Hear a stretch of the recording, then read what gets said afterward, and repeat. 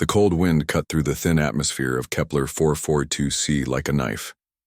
Captain Jake Morrison pulled his jacket tighter as he walked across the frozen ground. Ice covered everything on this small moon. His breath came out in white clouds that froze and fell to the ground. Jake looked at the crashed ship in front of him. Metal pieces were scattered everywhere. Some parts were still smoking, even though the crash had happened days ago. His team was already working around the wreckage, checking for anything useful. "Captain, you need to see this," called Dr. Lisa Parker from behind a large piece of twisted metal. Her voice sounded worried. Jake walked over to where Lisa was kneeling. She was the ship's doctor, and had seen many things during their travels through space, but her face looked pale now. "What is it?" Jake asked. Lisa pointed to a small opening in what looked like an escape pod. The pod was badly damaged and covered with ice. "There's something alive in there," she said quietly. Jake bent down and looked into the dark opening. At first he could not see anything. Then his eyes got used to the darkness. In the corner of the small pod was a tiny figure. It was curled up like a ball, shaking from the cold. "Get Ben over here," Jake told Lisa. "We need to get this thing open." Ben Clark was their engineer. He was good at fixing things and taking things apart. He came running when Lisa called him. Ben looked at the pod and shook his head. "This is going to be tricky, Captain. The metal is frozen solid. If I use too much heat, I might hurt whatever is inside." "Then be careful," Jake said. "But do it, fast. I don't think it has much time left." Ben worked for 20 minutes with his tools. The metal was hard to cut through. Jake watched the small figure inside. It had not moved at all during that time. Jake was starting to think they might be too late. Finally, Ben cut through the last piece of metal. The opening was now big enough for someone to reach inside. Jake did not wait. He crawled into the small space. The figure was a child, but it was not human. The child was small, much smaller than a human child of the same age. It had fur covering its body, but the fur was thin and did not look warm enough for this cold place. Its ears were pointed like a cat's ears. Its face was round with large eyes that were closed. The child's nose was tiny and red from the cold. Its lips were blue. Jake could barely see it breathing. "It's just a kid," Jake said softly. He reached out and touched the child's arm. The skin was cold as ice. Jake took off his jacket without thinking about it. The cold air hit him right away, but he did not care. He wrapped the jacket around the small child and picked it up. The child was so light that Jake was surprised. "Captain, we should follow the rules," said Lisa. "We're supposed to wait for the specialists when we find new life forms." Jake looked down at the child in his arms. The tiny chest was moving up and down very slowly. The red nose was getting more blue. "The rules can wait," Jake said. "This child will be dead before any specialists get here." He started walking back to their ship. Lisa and Ben followed him. The other crew members stopped their work to watch. They had never seen their captain act like this before. "Amy, get the medical bay ready," Jake called to their communications officer. Amy Torres was young, but smart. She ran ahead to prepare everything. "Charlie, we're going to need some warm food," Jake called to their cook. Charlie Hayes nodded and hurried to the kitchen. Jake carried the child up the ramp into their ship. The warm air felt good after the cold outside. He went straight to the medical bay where Lisa was waiting with her equipment. "Put the child on the table," Lisa said. "But keep your jacket around it." Jake laid the small figure down gently. Now that they were in the light, he could see the child better. The fur was gray and white. The child wore simple clothes that were torn and dirty. There were small cuts on its arms and face. "It looks like one of the Volari," said Amy. She had been studying the computer while they worked. "I found information about them in our database." "What does it say?" Jake asked. "They're from a planet called Velos, but their planet was destroyed in a war 5 years ago. Most people think they're all dead now." Lisa was running her medical scanner over the child. "This one is alive, but just barely. Body temperature is way too low. It's also hungry and dehydrated." "Will it live?" Jake asked. "Maybe. If we can get It warm and get some food into it, but I don't know what Valari children eat. The child's eyes opened slowly. They were large and golden-colored. The child looked around the room with fear. When it saw Jake, it tried to move away but was too weak. Jake sat down next to the table. He spoke in a soft voice. "It's okay. You're safe now. We're not going to hurt you." The child did not understand the words, but it seemed to understand Jake's tone. The fear in its eyes got a little less. "My name is Jake," he said, pointing to himself. "Jake." The child watched him carefully. Then it pointed to itself with a shaking hand. "Zix," it said in a very quiet voice. Jake smiled. "Hello. Zix, welcome to our ship." 3 days had passed since they found Zix. The small Valari child was getting stronger, but he was still very scared. He would only eat when Jake was in the room. He would not let anyone else come too close to him. Jake had moved a chair into the medical bay. He spent most of his time there watching over Zix. The crew was starting to worry about their captain. He was not eating much and was not sleeping well. "Captain, you need to rest," said Dr. Lisa Parker. "The child is safe now. I can watch him." Jake shook his head. "He trusts me. If I leave, he might stop eating again." Lisa understood, but she was worried. Jake had dark circles under his eyes. He looked tired all the time now. Zix was sitting up on the medical bed. His golden eyes followed Jake everywhere. When Jake moved, Zix would turn his head to keep watching him. The child had not spoken much since that first day. He would only say his name and a few words in his own language. Amy Torres came into the medical bay with her tablet computer. She had been working hard to learn about the Valari people. "I found more information," Amy said. "The Valari are very social. They live in big family groups. Children stay close to their parents until they are older. That explains why he won't let us near him," Jake said. "He sees me as his family now." Amy nodded. "There's something else. Valari children can learn new languages very fast. If we keep talking to him, he should start understanding us soon." Jake looked at Zix.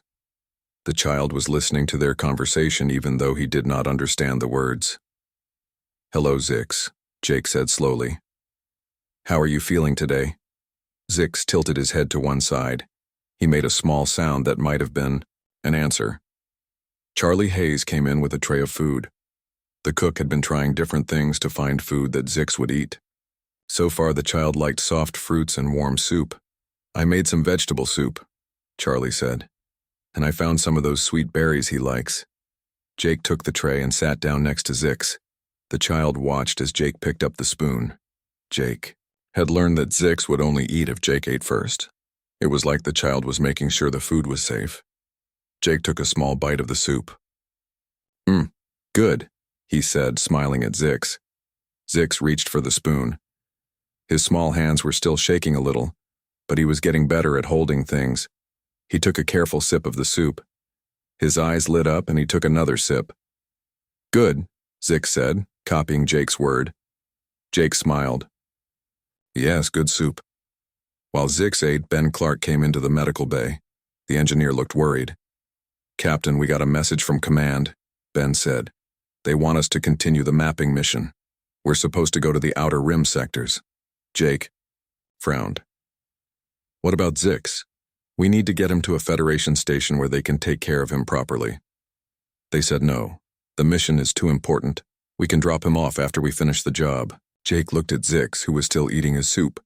The child looked so small and fragile. "How long will the mission take?" "At least 6 months," Ben said quietly. Jake was quiet for a long time. 6 months was a long time for a child to be on a military ship. But he also knew that Zix would not survive being left at a station with strangers. The child was too scared and too young. "Then he stays with us," Jake said finally. "Captain, this is a military ship," said Lisa. "We're not equipped to take care of a child for 6 months." "Then we'll learn," Jake said. "We'll figure it out." That evening, Jake called a meeting with his senior officers. They all gathered in the small conference room. Zix was sleeping in the medical bay with Amy watching over him. "I know this is not normal," Jake said to his crew, "but that child has no one else. His whole species is gone. If we abandon him, he'll die." Pete Johnson, their navigator, spoke up. What about the rules, Captain? Command won't like this. Let me worry about Command, Jake said. Right now our job is to keep that child alive and safe. Charlie raised his hand. I can make special food for him. It's not a problem. I can help teach him our language, said Amy. It might be good. For him to learn? Ben nodded. I can fix up one of the storage rooms, make it into a proper bedroom for him. Lisa smiled. I'll monitor his health, make sure he stays strong. Jake looked around the table at his crew. These were good people. They understood what was right. We'll need to be careful, Jake said. A ship is not a safe place for a small child. We'll all need to watch out for him. The next morning, Jake woke up early. He went to check on Zix and found the child awake and scared. Zix had been crying. When he saw Jake, he reached out his small arms. Jake picked up Zix and held him. The child was warm now, not cold like when they first found him. His tiny nose was pink and healthy instead. Of red from the cold, bad dream? Jake asked softly. Zix did not understand all the words, but he understood Jake's gentle voice. He put his small head against Jake's shoulder and slowly stopped crying. It's okay, Jake said. You're safe now. I won't let anything hurt you. As Jake held the small child, he made a promise to himself. No matter what happened, he would protect Zix. The child had lost everything, but he would not lose his new family. Zix looked up at Jake with his big golden eyes. For the first time since they found him, the child smiled. 2 weeks had passed since they started their journey to the outer rim. Zix was doing much better now. He could walk around the ship and his language was getting better every day. The crew had gotten used to seeing the small Valari child following Jake everywhere. Ben had finished making a bedroom for Zix in what used to be a storage room. The room was small but comfortable. Zix had his own bed and some toys that Charlie had made from spare parts. But most nights, Zix still wanted to sleep in Jake's room. Jake was on the bridge checking their course when Amy got a strange signal on her communications equipment. Captain, I'm picking up something weird, Amy said. It's not a distress call, but it's not normal space traffic either. Jake walked over to Amy's station. What kind of signal? It's coded, military style but not Federation, and it's asking about Valari survivors. Jake felt his stomach get cold. He looked around the bridge to make sure Zix was not there. The child was in the kitchen with Charlie learning how to make bread. Can you decode it? Jake asked quietly. Amy worked on her computer for several minutes. I got some of it. Someone is looking for Valari technology and any living Valari. They're offering a big reward. Pete Johnson looked up from his navigation station. Captain, I'm seeing ships on long-range sensors. 3 vessels coming fast. Jake's mind was racing. How long until they reach us? Maybe 2 hours, Pete said. Jake thought about Zix. The child was safe and happy for the first time since they found him. Jake was not going to let anyone take that away. Battle stations, Jake ordered. This is not a drill. The crew moved quickly to their positions. Lisa left the medical bay and went to damage control. Ben went to engineering to make sure their weapons and shields were ready. Amy stayed at communications and Pete at navigation. Jake went to find Zix. The child was in the kitchen, covered in flour and laughing. Charlie was teaching him how to knead dough. When Zix saw Jake, he held up his floury hands and smiled. Jake, look, I make bread, Zix said in his improving English. Jake's heart hurt seeing how happy the child was. That's great, Zix. You're doing a good job. Jake pulled Charlie aside. We might have trouble coming. I need you to take Zix to his room and stay with him. Don't let him come out no matter what happens. Charlie's face got serious. What kind of trouble? The kind that wants to take Zix away from us. Charlie nodded. Don't worry, Captain. No one gets past me. Jake knelt down next to Zix. Zix, I need you to go to your room with Charlie for a while. We're going to play a game. Zix looked confused. What game? A hiding game. You stay in your room and be very quiet. Can you do that? For me? Zix nodded, but Jake could see the child was getting scared. You come back? I promise I'll come back, Jake said. I will always come back for you. Jake hugged Zix tight, then watched as Charlie took the child to his room. Jake's hands were shaking as he walked back to the bridge. The three ships were much closer now. They were big and looked dangerous. Amy was still working on the communications. I got more of their signal, Amy said. They call themselves the Korthak Syndicate. They're raiders, Captain. They attack ships and steal cargo. What do they want with Valari? Jake asked. Amy's face went pale as she read more of the decoded message. They're not just looking for technology. They want living Valari. They think the Valari have special abilities that make them valuable. Jake felt angry. These raiders had probably killed Zix's family. Now they wanted to take Zix too. Captain, they're sending us a message, Amy said. Put it on screen. The main screen showed a big, ugly creature with gray skin and red eyes. He had scars all over his face and looked very mean. Human ship, the creature said in a rough voice. I am Commander Grex of the Korthax Syndicate. We know you have Valari survivors and technology. Give them to us now and we will let you live. Jake stepped forward. This is Captain Jake Morrison. We don't have what you're looking for. Grex laughed, but it was not a nice laugh. Don't lie to me, human. We tracked the escape pod to that moon. We know you found something there. The pod was empty, Jake said. Just wreckage. Then you won't mind if we search your ship, Grex said. Prepare to be boarded. I don't think so, Jake said. This is Federation space. You have no authority here. Grex's red eyes got angry. The Federation is far away, human. Out here I make the rules. The transmission ended. Jake turned to his crew. Listen up, everyone, Jake said. Those ships are bigger than us and they have more weapons, but we have something they don't have. What's that, Captain? Asked Pete. We're fighting for family, Jake said. That little boy trusts us to keep him safe. I don't know about you, but I'm not going to let him down. The crew looked at each other. These were good people who had come to care about Zix, too. Ben spoke first. What are your orders, Captain? We run first, Jake said. If we can get away without a fight, that's better for everyone. But if they catch us, we fight. We fight like our lives depend on it. Because they do, said Lisa over the communication system from her station. The three raider ships were getting closer. Jake could see weapons charging up on their hulls. There was no way the Aurora could outrun all three ships. Incoming missiles. Pete shouted. The ship shook as the raiders opened fire. Jake held onto his chair as the lights flickered. Shields at 60%, Ben reported from engineering. Return fire, Jake ordered. The Aurora's weapons fired back at the raider ships. The bridge crew worked together like they had trained for years. But Jake knew they were in serious trouble. Down in his room, Zix heard the explosions and felt the ship shaking. He was scared and wanted to find Jake. But he remembered Jake's promise to come back, so he stayed hidden and waited. The battle for Zix's freedom had begun. The Aurora shook again as more missiles hit their shields. Sparks flew from damaged control panels on the bridge. Jake held onto his captain's chair as the ship rolled to one side. Shields down to 30%, Ben shouted from engineering, over the communication system. Jake looked at the main screen. The three raider ships were surrounding them like wolves around their prey. The Aurora was a good ship, but it was built for exploration, not war. Amy, send a distress signal, Jake ordered. Maybe we can get help. Amy worked quickly on her equipment.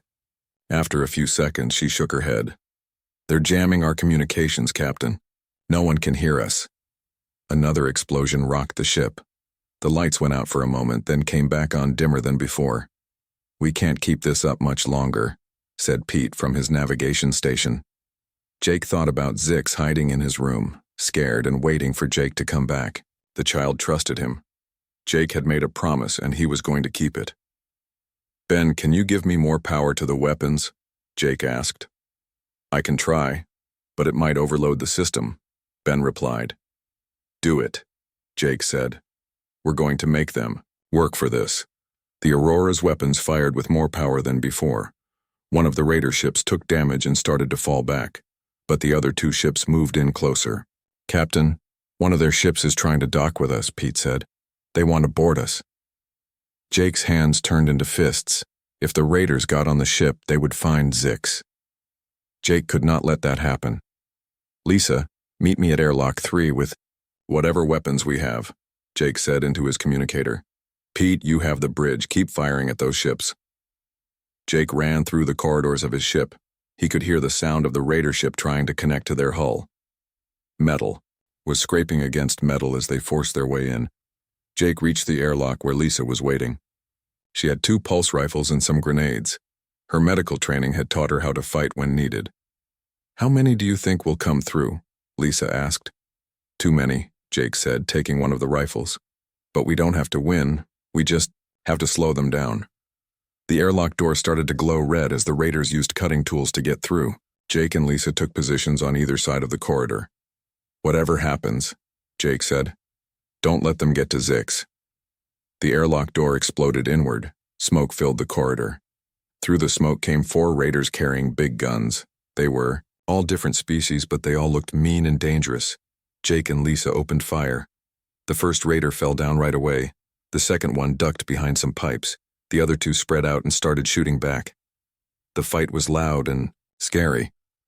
Pulse beams flew back and forth down the corridor. Jake rolled behind a corner as shots hit the wall where his head had been. One of the raiders was getting closer to where Zix was hiding. Jake could not let that happen. He jumped out from his hiding place and tackled the raider. They both fell to the floor and started fighting with their hands. The raider was bigger and stronger than Jake, but Jake was fighting for his family. He hit the raider as hard as he could and grabbed the raider's weapon. Lisa shot the last raider, but more were coming through the broken airlock. Jake could hear their heavy boots on the metal floor. "There are too many of them," Lisa said. Jake looked down the corridor toward Zix's room. He could see Charlie standing guard outside the door with a kitchen knife in his hand.